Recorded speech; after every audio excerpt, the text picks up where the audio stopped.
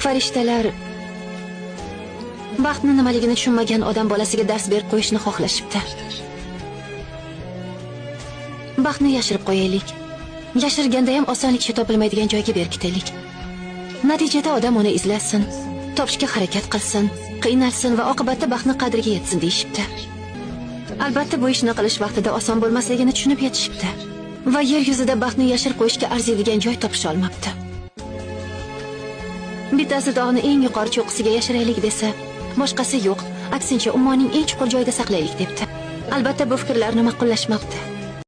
Oxiri ulardan biri chiqib, yaxshisi baxtni odam bolasini o'z ichiga, qalbiga yashiraylik. Chunki uni izlarkan, o'z ichiga nazar solish hech kimning aqliga kelmaydi debdi. Baxtli bo'lishni istasang, nigohingni o'z qalbingga qarat. Boshqa yerdan, o'zga narsalardan izlagan baxting aslida o'z qo'lingda.